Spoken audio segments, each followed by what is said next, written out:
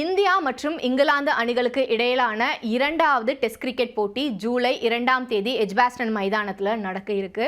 இந்த போட்டியை பொறுத்த வரைக்கும் இந்திய அணி சார்பில் ஜஸ்பிரீத் பும்ரா களமிறங்க மாட்டாரு அப்படின்னு தொடர்ச்சியாக செய்திகள் வெளியாகிட்டு இருக்கு. ஏன்னா ஒர்க் லோட் மேனேஜ்மெண்ட் காரணமாக அவருக்கு இந்த போட்டியில் ஓய்வளிக்கப்படும் அப்படின்னு சொல்லப்படுது.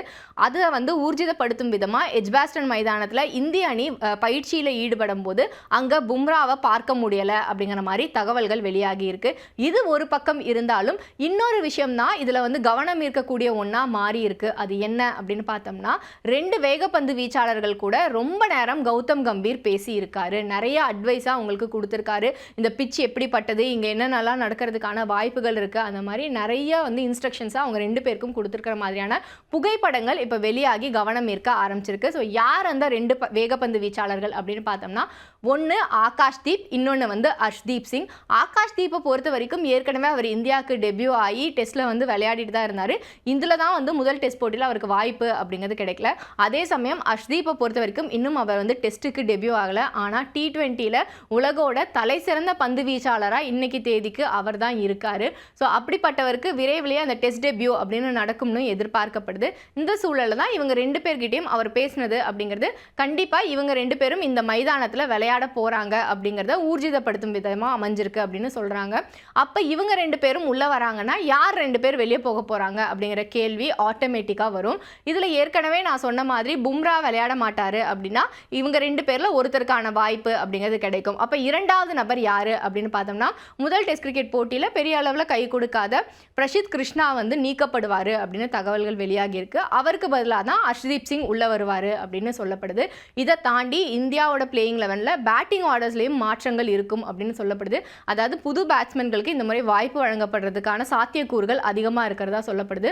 குறிப்பாக சொல்லணும் அப்படின்னா, ஷர்துல் தாக்கூருக்கு அவருக்கு கொடுத்த வாய்ப்பை அவர் சரியாக பயன்படுத்திக்கல. ஆல்ரவுண்டரான அவர் பேட்டிங்லேயும் சரி பவுலிங்லேயும் சரி இந்திய அணிக்கு கான்ட்ரிபியூட் பண்ணது அப்படிங்கிறது ரொம்பவே கம்மியாக தான் இருந்தது. அதனால அவரை எடுத்துட்டு அவரோட இடத்துல வேற ஒரு வீரரை விளையாட வைக்கணும் அப்படிங்கிற மாதிரியான பிளான்லையும் கௌதம் கம்பீர் இருக்கிறதா சொல்லப்படுது. இதற்கு நடுவில் இன்னொரு பிரச்சனையும் கௌதம் கம்பீருக்கு உருவாகி இருக்கிறதா தகவல்கள் வெளியாகி இருக்கு. அது என்ன அப்படின்னு பார்த்தோம்னா, கௌதம் கம்பீர் இந்திய அணியோட தலைமை பயிற்சியாளராக பொறுப்பேற்ற நாள்ல இருந்து எனக்கு என்னென்னலாம் வேணும் அப்படின்னு கௌதம் கம்பீர் லிஸ்ட் பண்ணாரோ அது எல்லாத்தையுமே BCCI தொடர்ச்சியாக அவருக்கு பண்ணி கொடுத்துட்டு தான் வராங்க. உதாரணத்துக்கு சொல்லணும் அப்படின்னா, இவர் தான் உதவி பயிற்சியாளராக வேணும், பேட்டிங்க்கு இவர் தான் பயிற்சியாளர் வேணும், பவுலிங்க்கு இவர் தான் வேணும், அந்த மாதிரி அவர் என்னென்னலாம் சொன்னாரோ அவங்க எல்லாரையுமே தான் BCCI நியமிச்சு கொடுத்துருக்காங்க.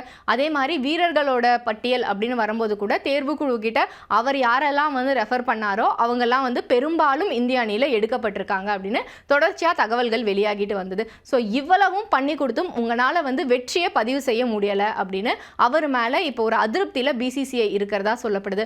அதனால இந்த இங்கிலாந்துக்கு எதிரான டெஸ்ட் தொடர் அப்படிங்கிறது இந்திய வீரர்களை தாண்டி கௌதம் கம்பீருக்குமே ரொம்ப முக்கியமான ஒரு தொடராக தான் பார்க்கப்படுது. இந்த தொடர்லையும் இந்திய அணி தோல்வியை தழுவினாங்க அப்படின்னா கண்டிப்பாக கௌதம் கம்பீர் டெஸ்ட்டுக்கான தலைமை பயிற்சியாளரில் இருந்து விடுவிக்கப்படுவார் அப்படிங்கிற மாதிரி தகவல்கள் வெளியாகி இருக்கு. அவருக்கு பதிலாக VVS லக்ஷ்மணை இந்திய அணியோட தலைமை பயிற்சியாளராக டெஸ்ட் போட்டிகளுக்கு மட்டும் நியமிக்கலாமா அப்படிங்கிற மாதிரி ஒரு யோசனையிலையும் BCCI இருக்கிறதா சொல்லப்படுது. எது எப்படி இருந்தாலும் இந்த டெஸ்ட் கிரிக்கெட் போட்டி அப்படிங்கிறது உலக டெஸ்ட் சாம்பியன்ஷிப் தொடருக்கான முதல் தொடர் இந்தியாவுக்கு அப்படிங்கிறனால எப்படியும் வெற்றியை பதிவு செய்யணும் அப்படிங்கிற முனைப்போடு தான் இந்திய அணி இருக்காங்க. ஸோ அவங்களோட எதிர்பார்ப்புகள் எல்லாமே நிறைவேறுமா, கௌதம் கம்பீர் இந்த இவ்வளோ பெரிய பிரச்சனைகள்லேருந்து தப்பிப்பாரா அப்படிங்கிறத நம்ம தெரிஞ்சுக்கிறதுக்கு இந்த தொடர் முடிகிற வரைக்கும் கண்டிப்பாக காத்துட்டு இருந்து தான் ஆகணும்.